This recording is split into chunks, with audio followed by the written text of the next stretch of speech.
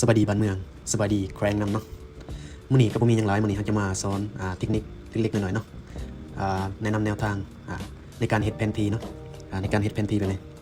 ว่าสิเฮ็ดจังได๋ในการเฮ็ดแผนที่หรือว่าแมปแบบนี้เนาะก่อนอื่นเราก็มาเข้าที่Start to เนาะคลิกที่ Start to บันหนึงแล้วก็คลิกใส่บนพื้นที่วางแบบนี้เนาะคลิกอีกบันหนึงเฮามาปรับตัวอื่นเฮาบ่ต้องสนใจเนาะตัวอื่นเฮามาปรับตัวนี้เฮามาปรับ point นี่เป็น12 point หรือว่าถ้า10ก็ได้เนาะถ้าได้ก็ได้เฮามานับตัวนี้ก็ได้นับของเขานี่ก็ได้เพื่อเฮาจะสร้างตัวทรงอันนี้เนาะแต่ว่าทางนี้เฮาจะเลือกเป็น12 point นี่เนาะหลังจากที่เฮาคลิกแล้วมันก็จะได้ประมาณนี้เนาะเฮามาคลิกที่เฮามาคลิกตัว A ที่เป็นพิมพ์คีย์บอร์ดบันหนึงมันจะขึ้นข้อ1แบบนี้เนาะเฮาก็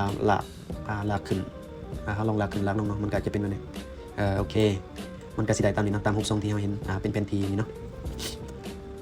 หลังจากนั้นบนใดที่เราอยากให้มันต่ำเราก็สามารถคลิกอันนึงได้แบบนี้แล้วก็ลากเข้าในเราสามารถคลิกอันนึงแบบนี้เนาะลากเข้าในได้แบบนั้นนะโอเคเราสามารถปรับแบบนี้ได้เนาะเวลาเราอยากปรับแต่อันเดียวเราก็สามารถคลิกแต่อันเดียวนะเราคลิก2 บาทเพื่อปรับให้มันลุกมันนูนได้เราก็สามารถคลิกอีกตัวนี้นะโอเคทั้งนี้ทั้งนั้นมันก็โอเคแล้วนะเราก็เห็นมันก็พอดีเลยหลังจากนั้นเราก็มาเข้าที่ free transform นะคลิกบาทนึงคลิกค้างไว้แล้วมันจะขึ้นตัวนี้เนาะ free distort นี่เนาะเราก็คลิกเลือกตัวนี้โอเคหลังจากเขาคลิกเลือกตัวนี้แล้วก็มาปรับเนาะปรับรูปทรงมันให้มันได้ตามนี้เนาะตามของเขานี่เขาก็ปรับตัวนี้กด10ไว้ก็ได้ในการกด10ไว้โอเคปรับให้มันขนานกันเนาะปรับให้มันเสมอกันเขาเห็นว่ามันก็พอดีงามเนาะสันนี้เนาะหรือว่าปรับให้มันใหญ่เข้าก็ได้โอเคหลังจากนั้นเขาก็เข้าไปที่ effect คลิกไปที่ effect บันหนึ่งกดไปที่ 3D เลือก extrude เนาะ and bevel นี่เนาะมันก็จะได้เป็น 3D แบบนี้ให้เขาก็จะปรับรูปทรงให้มันได้ตามเขาเนาะนี่ครับแล้วก็ปรับ extrude depth ประมาณเอาขึ้นเนาะก็คือความหนาเนาะความหนาความบางตัวนี้เขาก็ปรับตามเขาต้องการได้เลยเนาะตัวนี้เนาะโอเคเนาะนี่มันก็จะได้รูปทรงแบบนี้แล้วเนาะถ้าเราบ่พอใจในกรณีว่าเราเฮ็ดผิดพลาดเนาะในกรณีว่าเราเฮ็ดผิดพลาดเราอยากแก้ไขคืนเราก็สามารถเข้าไปที่ Extrude นี่เนาะกดไปที่ 3D Extrude and Bevel นี่คลิกใหม่ได้เราก็สามารถปรับใหม่ได้โอเคเนาะหลังจากนั้นเราก็สังเกตเห็นว่ามันมีแผนที่เนาะมันอยู่ในนี้เนาะก่อนอื่นเราก็ปรับสีแบบเข้าก่อนก็ได้โดยการคลิกตัวไอ้บันนึงเนาะที่เป็นพิมพ์คีย์บอร์ดคลิกตัวไอ้บันนึงดูดสีให้มันเป็นสีเขียวแบบเขาเนาะหรือว่าเราปรับสีอื่นก็ได้เนาะอันนี้มันบ่ได้สำคัญหลังจากนั้นเราก็สร้างเองหรือว่าเอาแผนที่หรือว่าแมปตามที่เราต้องการเนาะถ้าหากว่าเราบ่มีหรือว่าเราอยากทดลองใส่เนาะก็สามารถไปโหลดใน prefix ได้เนาะไปโหลดใน prefix โดย Canva Map แล้วก็เลือกเป็นเวกเตอร์เราสามารถโหลดตัวใดก็ได้ที่เราเห็นในนี้เนาะแต่ว่าเราจะโหลดตัวนี้แต่ว่าเราโหลดแล้วเนาะยังเนาะเราโหลดแล้วก็เขาโหลดแล้วมาดิคลิกไปที่ AI โอเคหลังจากนี้มันก็ได้แล้วเนาะเอาแต่เลือกสิ่งตัวที่เราต้องการเนาะ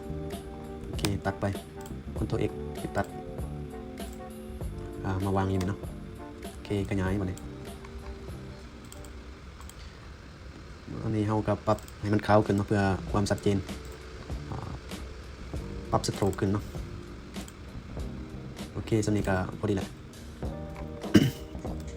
ส่วนนี้พอดีแล้วส่วนนี้หลังจากนี้เราก็เข้าไปที่ไซบอร์นี่นะชื่อยังวะอ่านภาษาอังกฤษตัวภาษาอังกฤษเนาะ